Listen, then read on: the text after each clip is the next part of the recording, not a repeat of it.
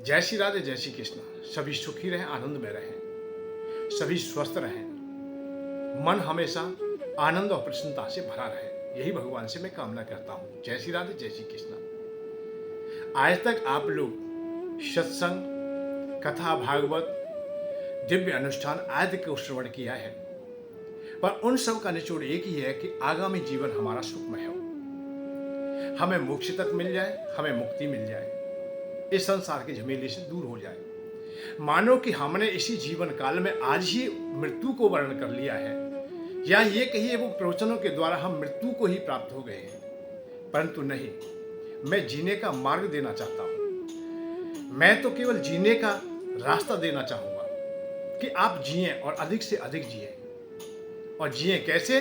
जैसे जीवन जीना चाहिए। वो कैसा होता है? सुखमय, अर्थात संसार के भोग भी आपको प्राप्त हो, मन भी आपका प्रसन्न रहे, आपका स्वास्थ्य भी अच्छा हो, यही हम कामना करते हैं। और वैसे भी कहावत में साधारणता से भी एक बात आ जाती है कि पहला सुख निरोगी काया और दूसरा सुख घर में हो माया। ये मृत्यु लोक में जीने का मार्ग है। और वैराग्य की जब बात करते हैं तो जीवन खत्म करने की बात है। हम मोक्ष की चर्चा करते हैं तो जीवन समाप्त की बात है, कि इस जीवन से हम हार चुके हैं। हम मुक्ति की बात करें तो हार चुके हैं, और ज्ञान की भी बात करते हैं तो हम हारे जैसे ही लगते हैं। जीते नहीं, इस जीवन को तो हम समाप्त करना चाहते हैं। बड़े बड़े अनुष्ठानों के द्वारा, व्रत उपवास के द्वारा, जैसे भी हो हम जीवन को समाप्त कर दें। और भारी तपस्या का भी हम संकल्प लेते हैं तो वो भी यही लेते हैं कि ये जीवन तो हमारा व्यर्थ हो गया है, आगामी जीवन हमारा अच्छा हो। इसके लिए इस जीवन को तो हमारे को नष्ट ही समझिए। परंतु मैं ये नहीं चाहता कि ये जीवन तुम्हारा नष्ट हो जाए। ये बड़ी कठिनाई से प्राप्त हुआ है। ये जीवन कोई साधारण जीवन नहीं है, ये मानव जीवन है, जो शास्त्रों ने, पुराणों ने, सबने निचोड़ दिया है कि मानव जीवन बड़ी कठिनाई से प्राप्त होता है। 84 लाख योनियों में भ्रमण करने के उपरांत ये विश्राम का स्थान है। यहीं आपको सस्ताने का साधन मिलेगा। और रामायण तो ये कहती है कि ये मानव जीवन साधन मिल गया है तुम्हें। कहाँ का? जिस लोक में जाना चाहते हो, जिस जगह जाना चाहते हो, अर्थात परम आनंद की ओर जाना चाहते हो, उसके लिए ये साधन मिल गया है। और साधन को हम छोड़ दें अर्थात टूट जाए तो ये अच्छी बात नहीं है। ये साधन बड़ा सुरक्षित है। साधन धाम मोक्ष का द्वारा मोक्ष तक पहुंचाने का भी मार्ग यही है।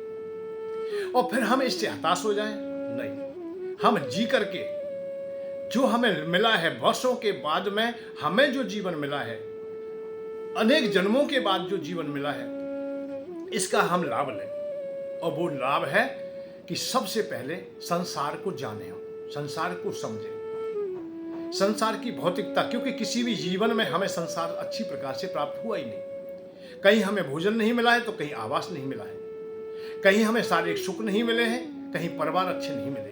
क्योंकि अनेक प्रकार की ऐसी जीवन है, ऐसी योनियां हैं कि जहां हम पैदा तो हो जाते हैं परंतु उनके संबंध अच्छे नहीं होते। उनमें हमें भोजन करने की भी व्यवस्था अच्छी नहीं होती है।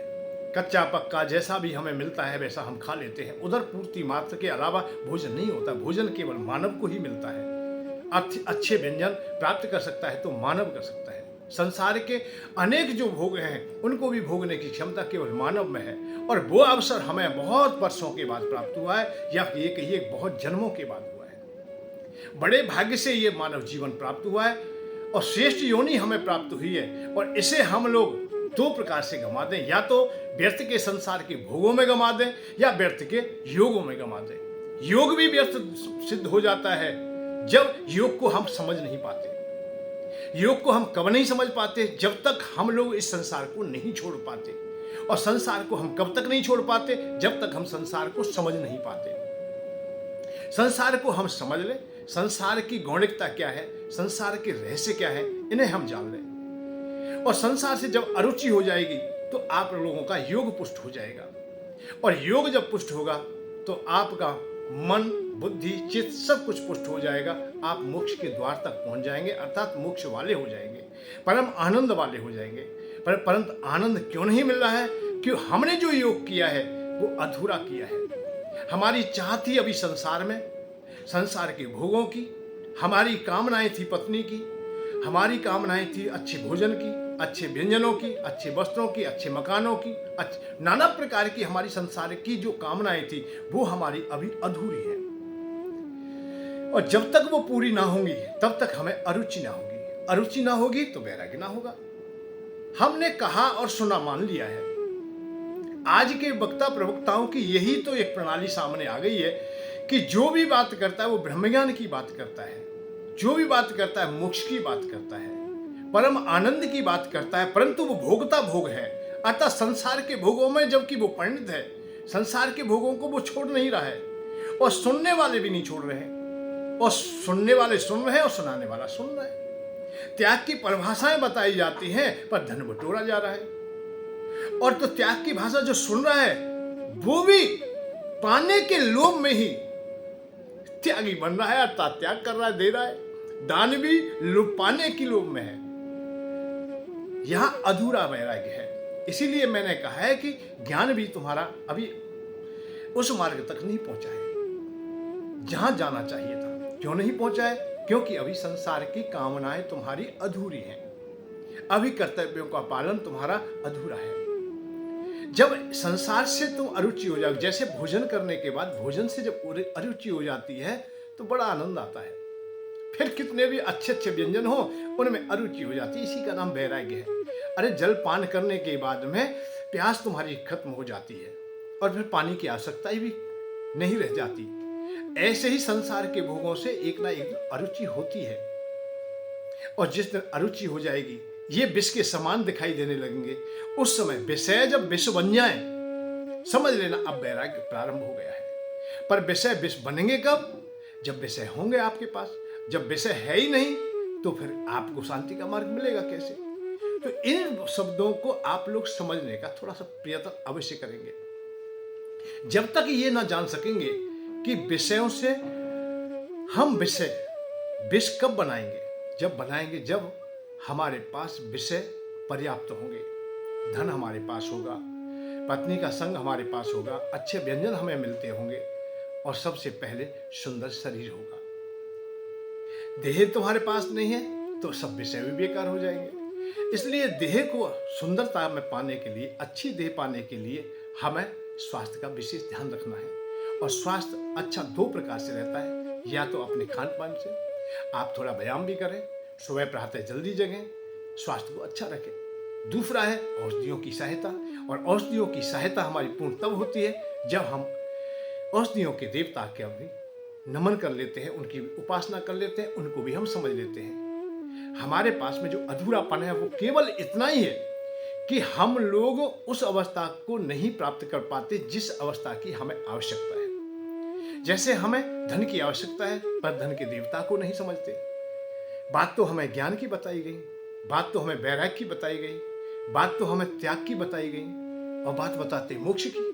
और जबकि हम संसार में हैं, अभी हमें चाहिए संसार के भोग, अर्थात अर्थ चाहिए, हमें धन चाहिए, हमें कन्या का विवाह करना है, हमारे पास मकान का अभाव है, हमारे पास कर्जा है, हमें धन चाहिए। जिसे धन चाहिए उसे वैराग्य बता दिया गया, उसे परम ज्ञान बता दिया गया, आत्मकल्याण के मार्ग बता दिए गए, जीने का मार्ग बताया ही नहीं। उन देवताओं से हमारा संपर्क कराया ही नहीं, उनकी तो चर्चा की नहीं जिनसे हमारा काम हो सकता था। जैसे धन की आवश्यकता तो कुबेर जी से होता, कुबेर जी के बारे में जानकारी नहीं दी। ऐसे ही स्वास्थ्य हमारा अच्छा रहे, स्वास्थ्य के देवता का कोई नाम भी नहीं जानता है। अरे धनवंतरी महाराज को कोई जानते ही नहीं, उन भगवान की उपासना करते ही नहीं जो 24 अवतारों में विशेष हैं। धनवंतरी जी अमृत का कलश लिए हुए तुम्हारे स्वास्थ्य के देवता है, तुम्हारे शरीर के देवता है, और उनका तो आप चिंतन नहीं करते, उनका भजन नहीं करते, उनकी उपासना नहीं करते, उनका पूजन नहीं करते, इसलिए आप लोग अधूरे रह जाते हैं। मैं आपसे केवल इतना ही विशेष करके इशारा करना चाहता हूँ। पहला सुख निरोगी काया। आपका संसार का सुख प्रारंभ होता है तो निरोगी काया से होता है, और निरोगी काया दो ही प्रकार से होती है। भाई आप लोग अच्छा भोजन करें, अच्छी प्रकार से रहें, व्यायाम का भी सहारा लें, तो ये हमारा तन के साथ में जुड़ गया है। परंतु पारलौकिक अवस्था में जब जुड़ते हैं, जो स्वास्थ्य के देवता हैं, जो हमारे शरीर के देवता हैं, जो औषधियों के देवता हैं, उनकी भी हमें उपासना करनी पड़ेगी। और उपासना नहीं करते हैं, हम जानते भी नहीं, पहचानते भी नहीं, घर में फोटो भी नहीं होगा। हमारे पास में जितनी भी उपासना की पद्धति है वो आत्म कल्याण के मार्ग की है, शरीर के कल्याण का मार्ग कहीं है ही नहीं। शरीर का कल्याण का मार्ग तो हमने कोसों दूर छोड़ दिया है, बहुत दूर छोड़ दिया है। यही हमारा सबसे बड़ा अधूरापन है। और ये भूल हुई है कब? जब वक्ता प्रवक्ताओं ने हमें बताया नहीं। हमें सबसे बड़ा आश्चर्य इसी बात का होता है कि जिसकी आवश्यकता थी वो हम तक क्यों नहीं पहुंचाई गई, वो चर्चाएं क्यों नहीं की गई। और इन चर्चाओं को जो हम लोग करते हैं तो वो लोग कुछ और तरह मानते हैं कि ये महाराज जी लोभ की बात बता रहे हैं, ये संसार के भोगों की बात बता रहे हैं। नहीं, संसार के भोग बहुत महत्वपूर्ण हैं। भगवान भी चाहते हैं कि मैं मानव शरीर धारण करूं और संसार में रहूं और संसार की तरह रहूं और तब मानव की तरह रहूं। भगवान राम आए हैं तो मानव की तरह रहें, भगवान कृष्ण आए तो मानव की तरह रहें। वो चाहते हैं कि मानव बन के रहें। रामचरितमानस यही शिक्षा देती है हमें कि पूरे जीवन काल में भगवान राम केवल मानव बनने का प्रयत्न किया और मानव ही बने वो। तो हम भी मानव बने, मानव बन के हमें कर्तव्यों का भी पालन करना है, हमें कर्मों का भी निर्वाह करना है, हमें हर प्रकार से संसार में अच्छी प्रकार से जीने का मार्ग खोजना है। हमें धर्म की स्थापना तब करेंगे जब हम मन बुद्धि चित्त से स्वस्थ होंगे, शरीर से स्वस्थ होंगे। शरीर तुम्हारे पास नहीं है तो तुम्हारे समस्त कामनाएं वहीं की वहीं अधूरी रह जाती है। ना फिर धन काम आएगा, ना परिवार काम आएगा, ना तुम्हारा ज्ञान काम आएगा, ना तुम्हारा तेज काम आएगा, कोई भी काम नहीं आएगा। तुम्हारी पढ़ाई लिखाई सब बेकार हो जाएगी। कब? जब स्वास्थ्य अच्छा नहीं होगा, स्वास्थ्य तुम्हारे पास नहीं होगा। इसलिए स्वास्थ्य को ध्यान दीजिए। और स्वास्थ्य तभी रहेगा जब धन्वंतरी महाराज की उपासना आप लोग करोगे। इस बात को जान लीजिए। रोजाना दवा लेते हो, रोजाना बीमार होते हो, पर सही नहीं होते। क्यों नहीं होते? कि दवा तो है पर दुआ नहीं है, अर्थात आशीर्वाद नहीं है। आशीर्वाद जब तक तुम तक नहीं पहुंचेगा तब तक तुम्हें शांति का मार्ग नहीं मिलेगा। और इसके लिए आप भी प्रयत्न कीजिए। और प्रयत्न में जो अधूरापन है तो हमसे संपर्क कीजिए। हम आपके पास में ऐसी युक्ति मुक्ति देंगे जिसके द्वारा घर में कोई बीमार होगा ही नहीं, और बीमार है तो बहुत जल्दी से औषधि उनके लाभ करेगी, स्वस्थ अच्छा हो जाएगा। आज हम देख रहे हैं किसी की किडनी खराब हो रही है, किसी को अटैक आ रहा है, किसी को बीपी बढ़ रहा है, किसी के शुगर बढ़ रहा है। अरे भैया, रोजाना बीमार हो रहे, क्यों हो रहे? नहीं होंगे। हमारे साथ में जुड़िए। हमारा विश्वास है कि आपके घर से बीमारी दूर चली जाएगी, बीमारी आएगी नहीं। आप अच्छे रहेंगे, मन प्रसन्न रहेगा, मन प्रसन्न रहेगा, स्वास्थ्य अच्छा होगा, काम में मन लगेगा, काम में मन लगेगा तो धन अर्जित होगा, धन अर्जित होगा तो दान पुण्य होगा, दान पुण्य होगा तो स्वास्थ्य अच्छा रहेगा। भाई ये तो क्रियाएं हैं। पहला पदार्थ में जब बात आती है तो वो यही आती है, पहले काम, और काम से अर्थ, अर्थ से धर्म, और धर्म से मोक्ष। चारों पदार्थ तुम्हें मिल गए। अब आप लोगों को कहीं जाने की आवश्यकता ही नहीं, कुछ खोजने की जरूरत ही नहीं। सब व्यवस्थाएं तुम्हारे सानिध्य में है। पर होंगे कब? जब आप लोग सही मार्ग को जान जाएंगे। आप भटके हुए राही हैं और इसी तरह भटकते रहे तो ना जाने कितने जीवन तुम्हारे चले जाएंगे, परंतु सही मार्ग ना मिलेगा। इसीलिए हमारे सनातन धर्म में यह कहा है कि अच्छा आपको गुरु मिले जो आपको सही मार्ग दे सके। हम आज इसी और विशेष करके ध्यान देंगे कि आज हमें गुरुओं का अभाव दिखाई देता है। गुरु हमें विपरीत मिलता है। जो हमें आवश्यकता है वो नहीं बताता है, वो उसे आवश्यकता है वो बताता है, उसे जिसकी जरूरत है वो बताता है। हमें किस बात की आवश्यकता है उसकी ओर ध्यान ही नहीं है उसका। हम दुखी हैं, हम भूखे हैं, हमें भोजन की बात बताई नहीं, हमें उपवास की बात बताई और बड़े बड़े लोभ दिखाए गए। आगामी जीवन में तो हम इंद्रासन पर बैठेंगे, हम बड़े बड़े धनवानों में होंगे, हम बड़े बड़े बलवानों में होंगे। हमारे पास में किसी भी वस्तु प्राणी का अभाव होगा ही नहीं। और भगवान भी मानो हमारी दिनचर्या को निरंतर देखते रहेंगे, अर्थात वो भी हमारे सहायक होंगे। ऐसे ऐसे प्रलोभन दिए जाते हैं। तो मैं केवल यही बात कहता हूं कि आप समझने का प्रयत्न कीजिए और समझेंगे सब कुछ मिल जाएगा, जुड़ जाएंगे। और नहीं तो अधूरापन है। स्वास्थ्य भी अनिवार्य है और धन भी अनिवार्य है। और धन का भी अभाव होता है तो भी जीवन बेकार हो जाता है। शरीर का अभाव है तो भी बेकार है और धन का अभाव है तो भी। इसलिए ध्यान रखें, जैसे टका के बगैर, पैसे के बगैर काम नहीं चलता है, ऐसे ही इस दुनिया में शरीर के बगैर दो चीज महत्वपूर्ण है। जी रहे हो तो पैसा जरूरी है, और जीवन है तो शरीर बहुत आवश्यक है। टका करे सब काम, टका मृदंग बजावे, और टका सजावे साज, टका सरछत धरावे। टका माय और बाप, टका भैयन को भैया, टका सास और ससुर, टका मेहमान बनैया। नाय टका तब टक टका चैन परे ना रात दिन, ब्रजवासी यूं सोच करे धिक्कार जीवन टकावे। भैया कोशिश कीजिए। दो ही मार्ग है तुम्हारे पास में, एक स्वास्थ्य का और एक अर्थ का। ये तुम्हारे पास में है तो संसार पूरा तुम्हारे सानिध्य में है, तुम्हारे पास है, और सब चीज में तुम्हें आनंद का अनुभव हो जाएगा।